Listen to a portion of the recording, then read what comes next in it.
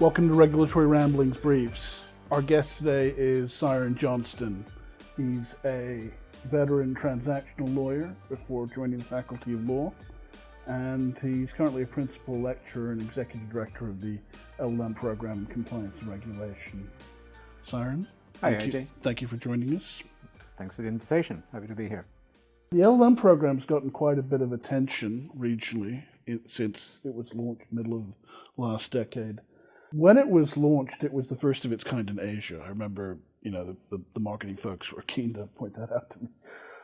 While it's not currently the only program of its kind globally, what makes it stand out compared to similar such programs at other prestigious law schools around the world? And it should be noted, HKU is no slouch. I mean, it's long been regarded as the queen of the law schools in East Asia, if not the preeminent law school in Asia writ large. Well, let's go back to the beginning, is that the program started in 2016.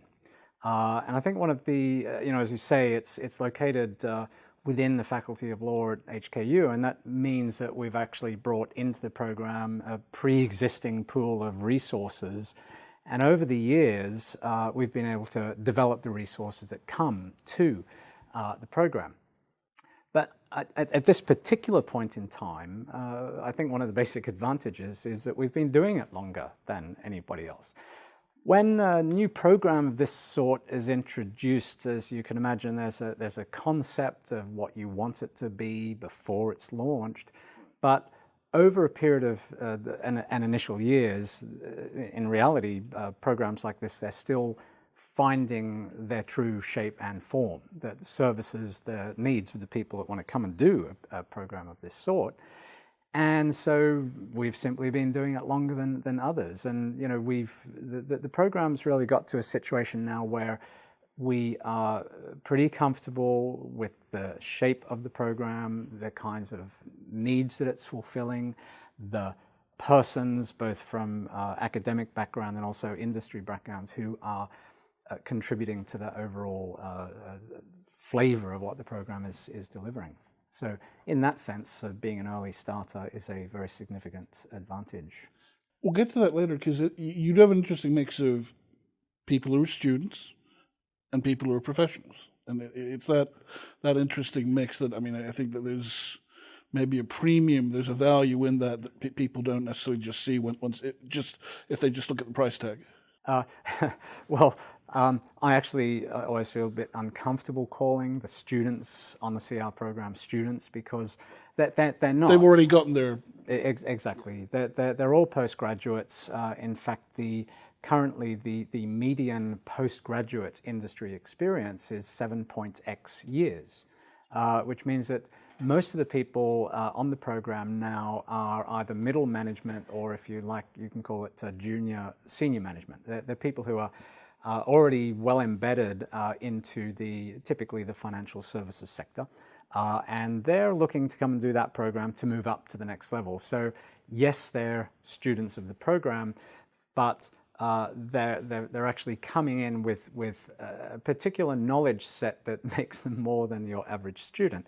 And one of the, if you like, the burdens or obligations that places on our side in terms of delivering the program. You've got to raise your game. It's not just an academic exercise.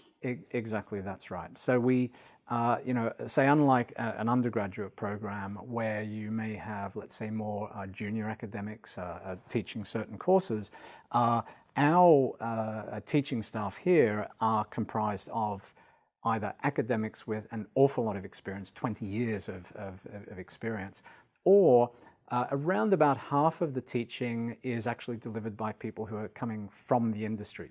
So these are adjunct professors or adjunct of some, whatever their title happens to be. But they're literally coming from a day job where they are a partner in a law firm, a general counsel, a head regulator of some sort, coming in and they're bringing into the classroom their experience, which again is 20 plus years of experience in the industry. So to what extent is there substantive overlap with HKU's longstanding LLM in corporate and financial law that Paul Lejeau oversees? I mean, that's the respected program. It's been around for a while, I think almost as long as the Asian Institute of International Financial Law. It's respected. What's the interaction? What's the overlap with that program?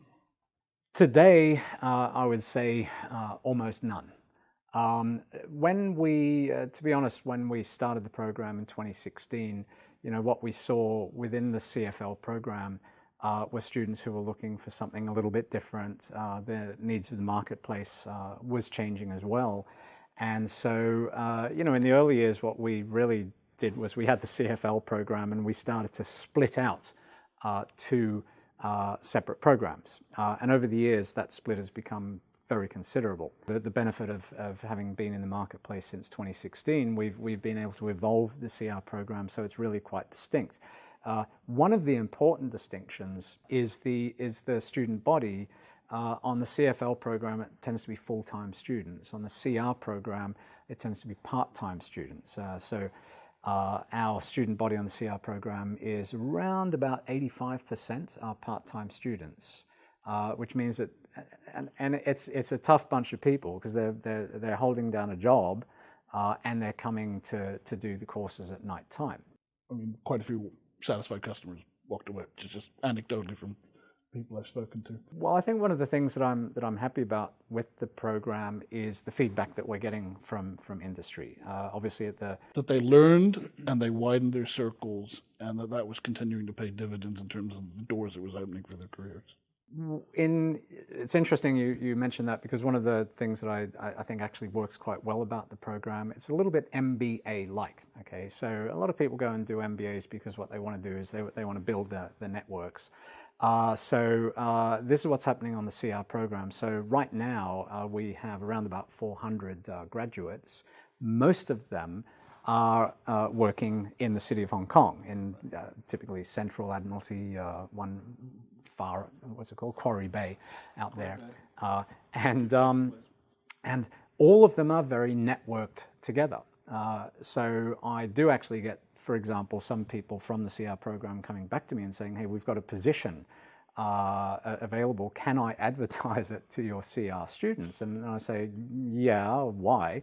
And the reason that they give is because they say, I know exactly what kind of educational exposure they have. It's also interesting because it goes back to the origins of starting the program. So, if I can give you a little spiel about how compliance has evolved, if you go back to the 1990s, it's really a part-time job for accountants and lawyers. There's no such thing as a compliance department. By the time you get through to, say, the 2008 financial crisis, by that time, regulatory fines have become much larger. Post-2008, the amount of regulation that started getting layered on to the financial industry was becoming quite significant. And by this time, compliance was already on the map. But post-2008 and the reforms that followed it, you now had CEOs. I often talk about the CEO's radar screen, small dots and large dots on your radar screen. Compliance was now a significant sized dot on the CEO's radar screen. They wanted to know what that department was doing. They wanted to know who was in it. And it was important to them because of not just the risk of, for example, fines from regulators, but also reputational risk. Large financial institutions, they want to have the reputation of saying, well, we comply. We're doing we're doing the right things with customers' money. We're doing the right thing with how we interact with the marketplace. And as this was happening, in that period prior to 2016, pretty much every week in the financial news, you would see the problem that they were facing was that there's not enough compliance professionals. What is a compliance professional, one might ask at that point in time? As I said earlier, it's part-time job for lawyers, part-time job for accountants, and gradually it was, okay, now the accountant's full-time job is in a compliance department, or the lawyers are now looking after compliance. But over that period of time, you had legal departments and compliance departments splitting out so that a compliance department had equal standing with the legal department. And as that was happening, it was becoming clearer to people running businesses that the persons in a compliance department needed to have certain skill sets and certain perspectives on what their function was within the larger business unit. And so that's really what the CR program was responding to. And so the way that the program has been designed is to give students in the program exposures to elements of compliance that they would not otherwise get exposure to simply by doing their job in the office. So let me give you an example. Somebody might be, let's say, working for a bank. Let's talk about AML, anti-money laundering, KYC, know your client, onboarding requirements. They might be experts in this particular area, but they don't, within their organization, get the opportunity to stand back and get a larger perspective over the organization to see, well, how does this fit into the larger business model? What is it that the CEO's thinking about? Very compartmentalized. And if you're a mid-career professional looking to get ahead, that compartmentalization is actually inhibiting your ability to flourish within, for example, a compliance function. Now, I want to say one thing here very quickly, though. I talk about compliance professionals and compliance functions. Let's not just think that that means people that are in a compliance department. Okay, most of the students that I have on the program, they're not actually in compliance, but they're in parts of a business organization where these days the old saying, compliance from everywhere, is you need to understand it if you're in the front office, you need to understand it in the middle office, you need to understand it in the back office. Or even quote-unquote quasi-soft compliance or quasi-compliance roles like regulatory affairs, regulatory relations, public affairs type roles like that, where you're going to be schmoozing, you're going to be interacting with the regulators. I mean, this is still valuable knowledge for that. Well, absolutely. I think, in fact, one of our courses, we particularly talk about that, how to interact with regulators. You know, there used to be this idea that compliance is sort of a reactive job. There's a set of regulations, somebody in business has done something already or wants to do something, and you react to that. That's actually not quite right. First of all, regulations don't just suddenly appear. Usually regulators go through some kind of formal or informal industry consultation. There's always a process where regulators are actually themselves informationally disadvantaged, where there are new market practices evolving, and the regulator needs to understand what it is. So who are they going to talk to about that? That's typically not with the front office person doing the business. So the persons in a strictly speaking compliance function, one of the things they will be doing is interacting with the regulators on a proactive basis, who are thinking about introducing some new requirement, to say, well, yeah, but it's difficult for us to do that. And it's difficult for us to do that and comply with that proposed regulation because X, Y, Z. But on the other hand, your objective as a regulator is ABC. So therefore, if you change that regulation and put it in a way that we can comply, we can actually meet your regulatory objective while also meeting our business objective. So that kind of dialogue proactively is really, really important. That's a degree of diplomacy in the role that's often overlooked in terms of the interaction. Yeah, diplomacy is a good word. The other context where that diplomacy and let's say business wisdom kicks in is later in the cycle, when the regulator has spotted something that it thinks may be a problem, and it contacts somebody in that institution. Right there, you've got two different approaches you can take, the good path, the bad path. The bad path is to say, okay, the regulator's making questions. Do they have the legal right to ask me this question? They treat it as a piece of litigation where it's us versus them. This is always a bad path. One, because the regulators have a lot of power. Ultimately, they have the power of keeping or giving you a license. But they have a lot of investigative powers where if they want to find something out, they will find it out eventually. The good path is to see the regulator and your relationship with the regulator as one of trust and confidence. So if you can explain things to the regulator proactively in response to their investigations, keeping in mind that the regulator has a mandate, it has objectives, it's got a legitimate job to do.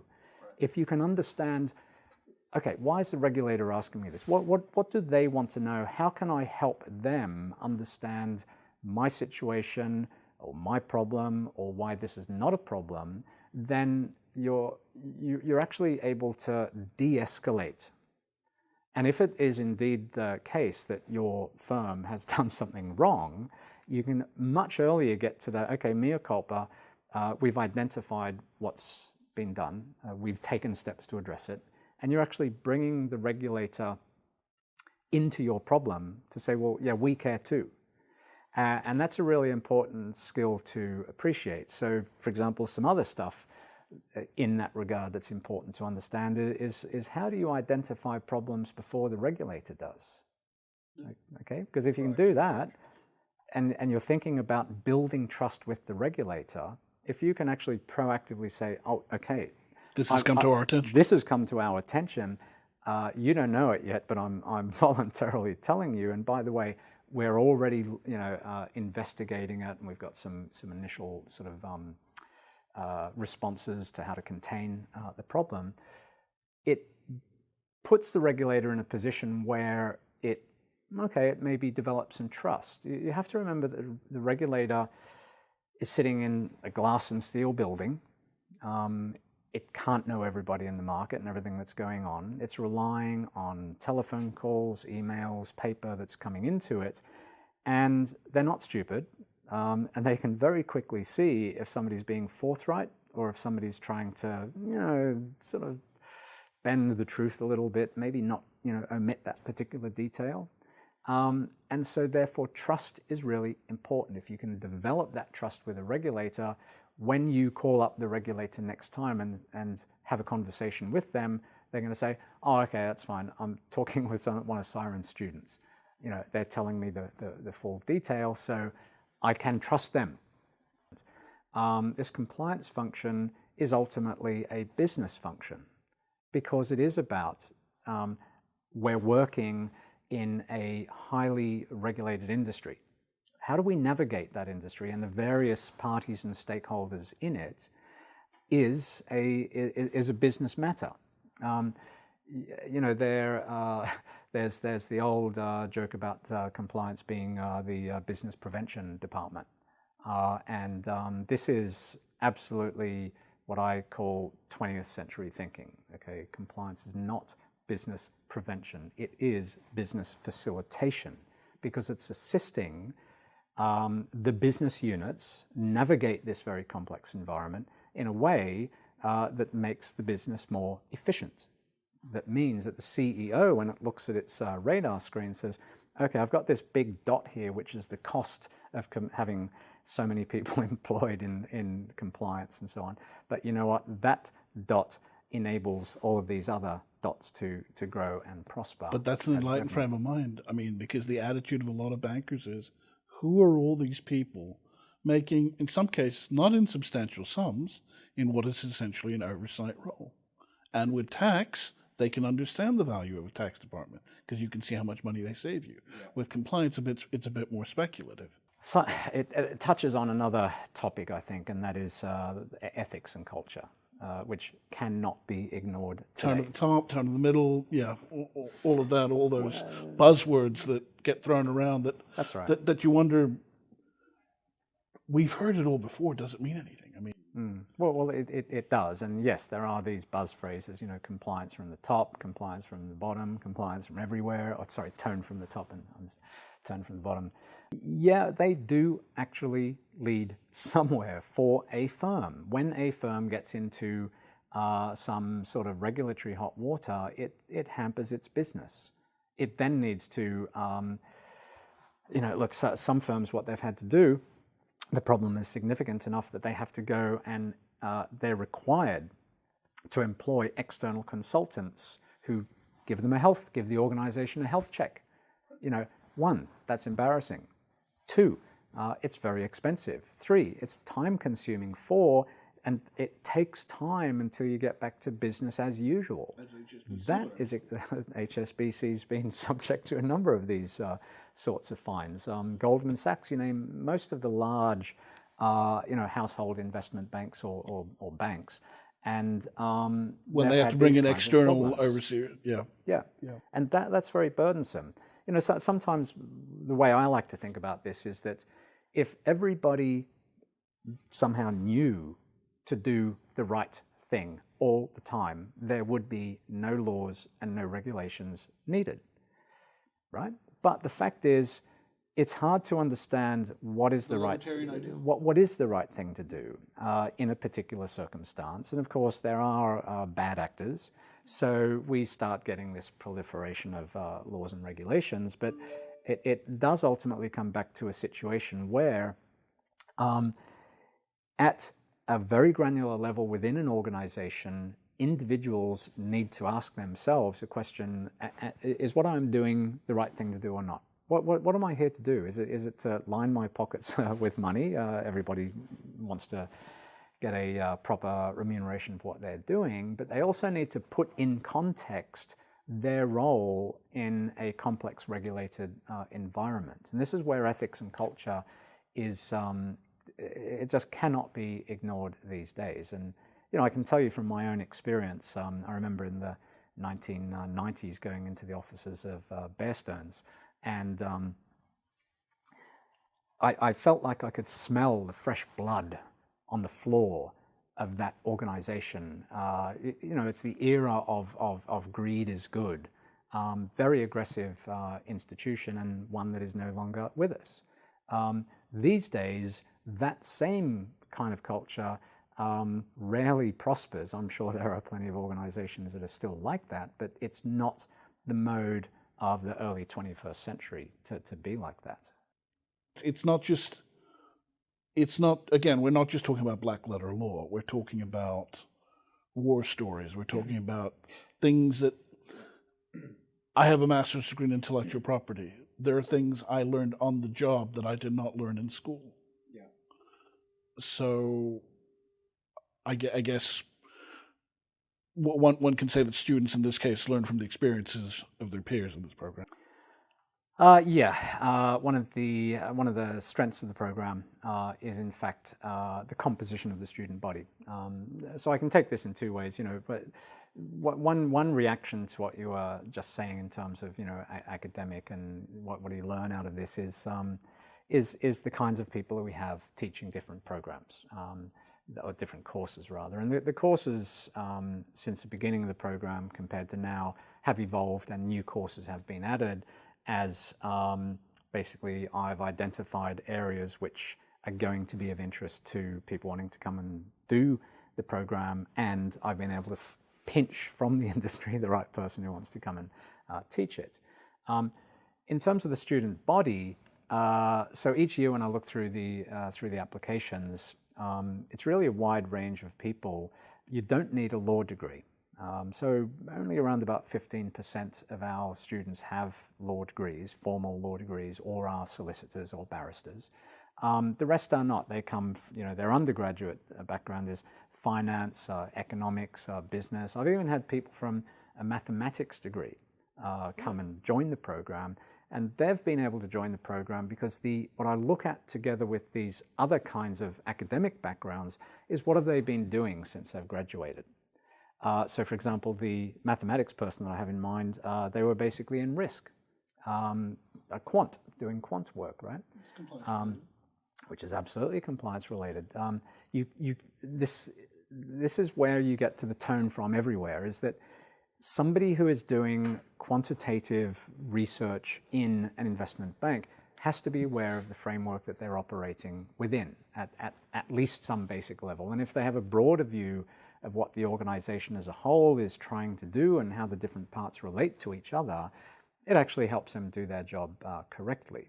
So within the student body then, so I've got these kinds of backgrounds. I've had people from the police force who are, there's a big unit in the police these days, which are looking at commercial crimes, financial fraud, such like ICAC, and of course the regulators. Every year I have people from the Hong Kong Monetary Authority, the Securities and Futures Commission, the Hong Kong Stock Exchange. And so what you're then looking at is a pretty diverse body of students. And when you come into the classroom and present a particular problem, or you're talking about a particular topic, these people will come at it from different points of view. Now, one of the features of not all, but many or probably most of the courses on the program is we always include coursework. That is group work where it's perhaps 2 students or perhaps 5 students. They need to work together on some problem, and then they need to present it to class. And I've always felt You like to do that. I've noticed it across your classes. You like getting people to do presentations. Yeah, I think it's really important, because the fact is that when you, at some point in your career, you're going to have to stand in a boardroom or stand in front of a client and explain something to the CEO. And most of the coursework I do typically is around you've got about 15 minutes. Okay, maybe you've got a PowerPoint presentation, and that's a skill set in itself. But in one of my classes, I give the students 5 minutes, and they say, "How can I talk about that topic in 5 minutes?" I say, if you're talking to the CEO of a large organization and you've got 5 minutes of your time, you need to learn how to get the message across in that time, and you can. You can do that. It's just asking yourself, who's the audience? What are they here for? What do they need to learn? How much time have I got to explain this to them? So what it means for students in the class, when they're in those small groups, it's okay, I'm a mathematician. They're an accountant. This person's from an economics background, and they actually have to get together and understand each other. Let me tell you one of my experiences when, so I used to be a lawyer in private practice, and then I went over into the world of banking, and one of the first things I noticed was that in the law firm, everybody speaks the same language. We've all had the same kind of training and background. We think analytically the same way. As soon as I was in the banking context, I realized that I'm in a multilingual environment here. I'm talking to an IT guy that speaks IT language. I'm talking to a trader that speaks trader language. And, traders and IT people may find it quite difficult, actually, to communicate. Sometimes they think they're talking, but they're not. And so I think one of the skills that one needs to develop, particularly as you get more senior, is the ability to translate what are the interests of different units within a business organization and how to bring them together so that we get the business of the firm done. There comes a point in the maturity institution where you want everyone dovetailing towards the same goal, contributing towards a common vision. Otherwise, it's incredibly toxic. And there are banks in this town where it's still, turf wars, silos, fiefdoms, internecine warfare. I'm not going to name names, but yeah, we've all heard the stories. Well, I mean, it's a reality that institutions are made of individuals, and they come from different backgrounds, different knowledge sets, different aspirations, different objectives as to why they're different personalities. You meet some really nice people. You meet some people that are not so nice. And I think we are in a different collective environment these days compared to, say, the 80s or the 90s, where that insider trading was legal for a long time. Yeah, exactly. That kind of rawness has had to be dealt with because it winds up profiting the few at the expense of the many. It leads to things like the global financial crisis back in 2008. And so regulators have had to toughen up, and I think institutions have had to respond with a recognition that it's the Friedman doctrine. The Friedman doctrine, Milton Friedman, is basically corporate's primary purpose is to make a profit within the rules of the game. Full stop.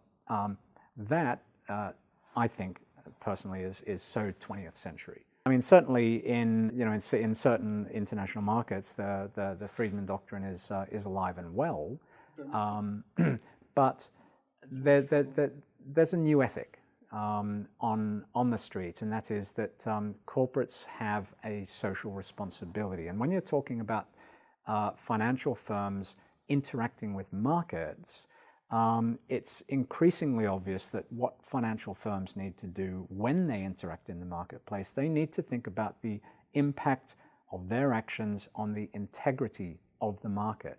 Because guess what? If they engage in an act which affects the integrity of the market, that's going to be a breach of some regulation or law, and the regulators are going to hit them. And as I say, escalating fines make it less desirable to do, escalating reputational costs, because it's not just the regulators, it's what society is expecting from financial firms generally. It's different. 80s and 90s, people expect bankers to be acting in a certain way. They get upset about it, but there's nothing they can do about it. But these days, I think society responds differently. There was an interesting piece of research that was done post-2008, which was looking at society's trust in different industries, pharmaceuticals, airlines. Who do you think fared worst? Financial sector, because it's that whole issue post-2008. Why are those bankers getting large bonuses when the bank is going bankrupt, or I've lost all my money, and they still walk away with a $30 million bonus? It riled people up to such a point that I think banks that wish to be surviving institutions are now looking at this saying, we can't do that to society. We've got a different role in society in the 21st century. And we think about all these other topics, sustainable finance, ESG, being socially responsible. It's all connected with that, or it's interwoven with these concerns that we're all in a society. Financial firms play a role in the well-being of that society, and these are very large-scale topics, but you can bring those large-scale topics down to the actions of individual people within a particular context. And understanding, let's bring it back to compliance and regulation for a moment, understanding whether you're a CEO, whether you're in the legal department, whether you're in a particular business unit, understanding how to get a person to behave in an appropriate way that's consistent with not only social expectations, but also with the needs of the business. The business is there, it needs to make money, it needs to do deals, it needs to take risk. How do you get people to act in that way? That's the really big challenge. You can't just write it in a compliance manual. You need to get people doing things. My own sense has always been that you can't necessarily teach ethical behavior, but you can inculcate the values that lead to ethical behavior. Well, I think you can make people aware of ethical problems. The group think is a classic one. Okay, you've got the new kid on the trading desk, and the traders say, put in this or that trade, and they say, but you can't do that because you've got an outstanding client order, and you should put the client order in before you put in ours. Don't worry about it, kid. That's the way we do it here. And now you've got that junior person who's in a situation where they know what they're supposed to be doing, but they're faced with their seniors who have been traders for the last X years, thinking, am I going to buck the trend here? Am I going to be the odd person? Okay, fine. If they say it's okay, it must be okay. And then this is the slippery slope where they get dragged into that kind of behavior, and it is very, very difficult for people within an organization to actually stand up and say, well, I'm not going to do that. Because in some organizations, that's going to be curtailing their career. So it puts them in difficult situations. Something unique about the LLM CR program, and it's unique not just amongst LLM programs at HKU or elsewhere in the territory, is that it's received fellowship funding from the government. So what does it take to be a CR fellow? The government introduced this funding program. I knew there was a competitive application from all the universities in Hong Kong. And so the compliance and regulation program now have had it for 3 years, and we will be getting it in the next year as well. So we're unique in the law faculty in that regard. And what the funding is really about is the government wants to focus on courses that have interdisciplinary learning that promote priority areas for Hong Kong's development. And so I'm happy that the CR programs come to their attention. So this is one of the ways that they're trying to promote priority areas. So what happens here is that this is available to students who apply and get enrolled in the program. The amount of money they get back on their fees currently is 120,000. So that's a good chunk of the fee that they get effectively reimbursed. It's only available to local students. Okay, so an exchange student, for example, couldn't apply for it. But we get about 60 to 65 students in the program each year, and of that, typically around about, say, don't quote me, but 45, 50 actually qualify. So we go through a process of having them apply with a proposal. We interview them. We've had about 9 or 10 fellows each year. And one of the things the fellows do is they propose a special project, and they work together with the other fellows. So we've now got 3 cohorts of fellows, and soon we'll have 4. And so we've now got a few generations of fellows. And one of the things that they've done, and I want to emphasize, they are doing it. They're doing it to create something that goes beyond simply getting some money back in their pocket. And so what they've created is something called the Compliance and Regulation Fellowship Association. And within that association, what they do is they do special projects. So they can propose anything. I kind of guide them as to what might be good or not. With the aim of? With the aim of giving back to society and actually fulfilling that idea of developing something important in the city or in Hong Kong. So let me give you a couple of examples. One is they've started a mentoring program. Okay, now, so bear in mind that the fellows are one might say, the very best of the CR intake each year. Some don't apply, some don't qualify, but they're very, very good students. They have a lot of experience in I think the post-graduation average or median for the fellows is more like about 9.x years. And what they're now doing is they're doing mentoring programs with the undergraduate students here who are, that is in the law school, who are thinking, you know what, maybe I don't want to go through the difficult process of doing a traineeship in a law firm and being a junior associate, which is a lot more difficult these days than in past years. And they're looking at it saying, well, I'm going to take my law degree and maybe I'm going to find a different direction in my career other than as a solicitor. So what the mentoring is, it allows them to talk to somebody who's been in this sector for many years to say, hey, what's it like? How should I go about looking for work? What should I do or say or not say, perhaps in an interview? So, that's a really good initiative.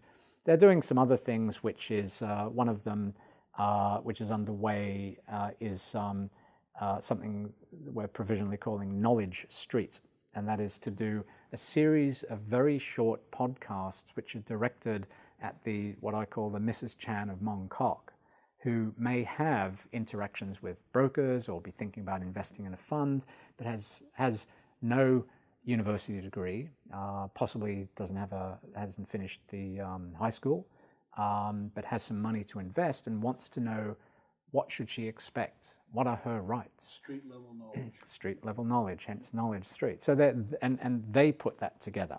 So the fellows get together, they work with each other, they kind of think out the box a bit, and that gives them interaction with each other. It means that they can build something that goes beyond, and then they become fellows.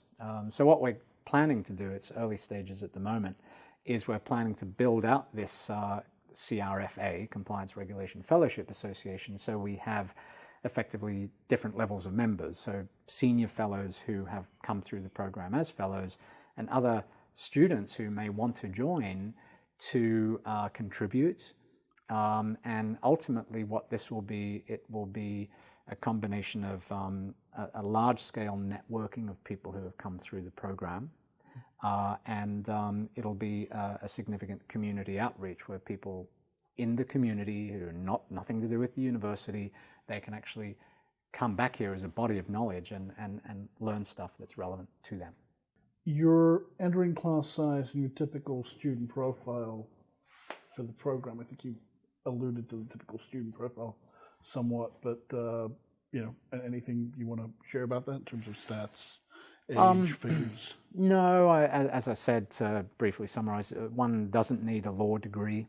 One of the things that I introduced must be about 4 or 5 years ago now, was a non-credit bearing course for non-lawyers, so that before you start, it runs at the beginning of the law for dummies or something.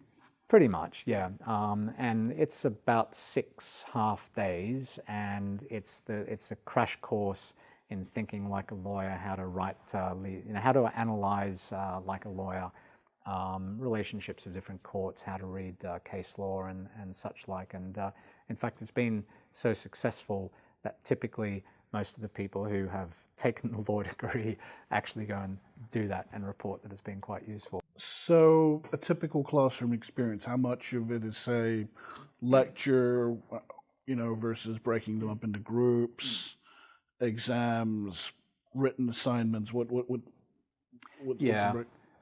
Well, different courses have take different approaches, and I think that's important because different students do have different expectations. There are students who would prefer to sit in a class of 100 and be lectured at for 3 hours. They prefer that.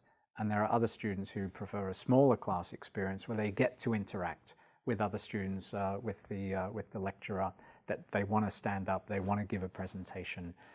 So that there's actually a blend, but there's really very few courses anymore which is just 100% exam, 100% lecture. The exams are always a take-home exam. Depends on the course, but typically a couple of weeks. So it's like a research essay that one does as the exam. Most courses are not 100% that. Most courses will have some component where, say, coursework might be worth a quarter or a third of the total mark.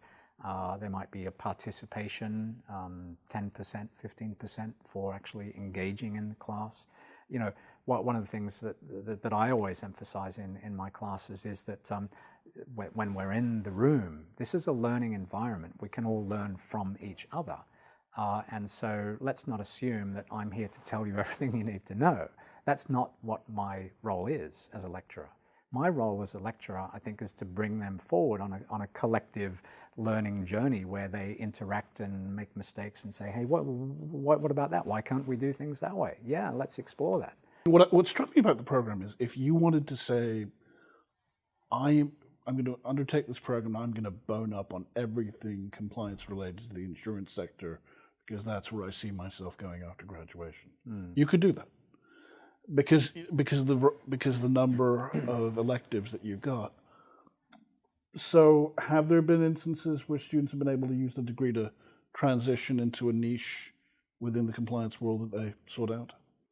Well, I think there's been many cases of people actually coming through the program and then reporting, using it as a springboard to get into the kind of role that they want. Yeah. I remember one student who was a pretty senior executive at a household name investment bank, and equipped with the learnings that she'd taken from the program, and we do cover technology quite a bit.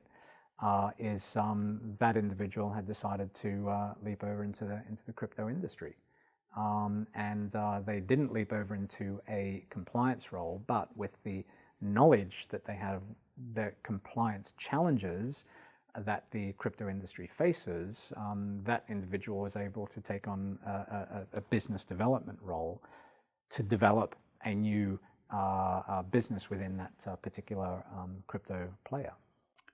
It's clear that you can't talk about regulatory compliance, risk management, or governance in the modern age in the financial sector without also talking about fintech, regtech, crypto, DeFi, NFTs, and the like. So they do get exposure to that in definitely. So as I say, over the years that the program has been running, I've been able to add courses to the program. So we have a larger suite of courses now than what we did in 2016. And typically, it's either a new course being added or a particular course, the contents of the course being adjusted over time. So, one of my courses is it's a part 2 course. So you have to do something in the first semester, then you move over to the second semester. And in that second semester course, it's completely different now from a few years ago, because what I've done is to say, okay, well, say sustainable finance, right? We've chatted extremely briefly about that. It is such a big topic now that we need to distribute clear messages as to what sustainable finance and ESG is and what it isn't and what the issues are, so that players in the financial services sector aren't greenwashed. Oh, that sounds great. That's a sustainable finance product. That must be good. Maybe not, if you look at the details. So this has been a really big issue. It's not just sustainable finance per se, but how do you understand when finance is or is not actually sustainable finance or promotes some ESG or SDG, Sustainable Development Goals objectives. So I talk about that. Whereas, say, 5 years ago, maybe mention it, but now I devote pretty much a lecture and a half to that topic because it is so topically important and sensitive. And I don't think there's any banks out there that exist of any size that aren't thinking about what sustainable finance means for their business. So topics like this, and of course technology, data and privacy, of course, is one that's been on the books here since the program began. But again, we've been developing that because of the increasing awareness and sensitivity about technology. In the time we've got left, during the pandemic, the program went online. Now it's still the case, and then things improved, and people started attending class on campus, which is the ideal learning mode, I would say. Most people would agree. But there are still prestigious LLM programs around the world that, in this space, that still offer the online option and students are basically watching videotape classes with students sitting in class or the separate sections for the online crowd. And that's typically to address the logistical issues that arise from illness, disability, distance, or people being unable to obtain visas. Any chance that this program might go that route? Because I can imagine you probably double your takers if you... Yeah, I think the simple answer to that is we're interested in quality rather than quantity. Yeah, we could take a lot of people into the program if we went online, but the experience, because of the timing. Plus the high cost of living in Hong Kong. I mean. Well, yeah, but it is ultimately about what we're trying to deliver as an institution to society, and we're trying to. There's a branding. There's a branding with HKU. There's a branding with the law. There's a branding with the law faculty. There's a branding with this program, and it's really important. If we go back to the fundamentals of why this program started, is because industry needs people who have a broader perspective on what compliance is and. The much larger understanding of not just what's happening in Hong Kong, but what's happening in different markets and how this is impacting on how a financial institution goes about its business. Okay, that's what they're needing. They're not wanting people with bits of paper that says, I've got a degree. Okay, now... though the imprimatur of an HKU degree counts for a lot in this world. Well, one thing is the degree, another thing is the knowledge that you get in the degree, and then the knowledge and the experience of doing it. So coming back to the online versus face-to-face, we were actually, because of the particular timing of COVID, the law faculty is one of the first law faculties in the world that had to go online. So we started fairly early, and we had a lot of learnings how to do online teaching better. It was an uphill battle, because suddenly, I mean, we're not experts in doing online learning, and suddenly, boom, you've got to get onto Zoom and figure out how that works, and so it was difficult. And I think that by the time that we got through, let's say, to the second semester, or certainly the second year, online learning was a lot better. We were familiar with the format. Students were getting used to it in terms of how to interact online, put up your hand or unmute yourself. But net, nobody liked online learning experiences. Because it's not the same. And I can tell you, when we went back to face-to-face, I have to say, it was the joy of being in a classroom with students, and it's my joy and it's the students' joy of being with each other in that same space. The quality of interaction is just completely and utterly different. That's it what means people tell that me. it's real time. It's certainly not anything recorded, but it means that you can read people's faces. As a lecturer, I can read people's faces in response to what I'm talking about. I can spot the people who are following or are not following, the points in time to pause and go back over something, the points in time to ask that student up there. So you seem to be thinking about something, what's on your mind? You can't do that online, or it's really difficult to do. Last question. If you were to sum it up, what would you tell a prospective student in terms of what they would walk away if they were to undertake this program, and also your own background? How does it impact the tone and the tenor of what they're going to learn and how they're going to learn? Well, prospective students, if they want to walk away, I would say the first thing they need to do is to walk forward and make the application.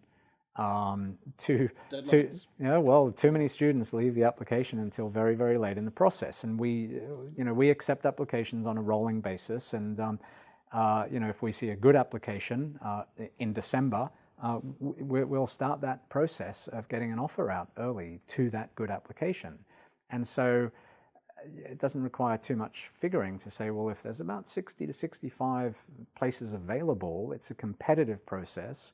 We get about 300 applications each year. So it's not a bad idea to be at the beginning of that list rather than at the end of that list. Yeah. So apply early. So it doesn't mean that people at the end of the list are not going to get in. There's different kinds of students who apply at different points in time. The point is to do it. What do you walk away with? I think the ability to get out of your cubicle in whatever you're doing right now and whatever you've studied before, and to sort of pop your head up and to look at different parts of the organization and get the perspective of what does the CEO think about when they're thinking about how to run the organization in a manner, or in a context where it's a very highly regulated environment. Hey, why should I care about what's happening with the EU taxonomy on greenhouse, concerning climate change and greenhouse gases and so on? Hey, why do I care about a particular piece of case law in the United States about the latest, crypto asset problem, FTX and Ripple and Kraken? Why does that affect us here?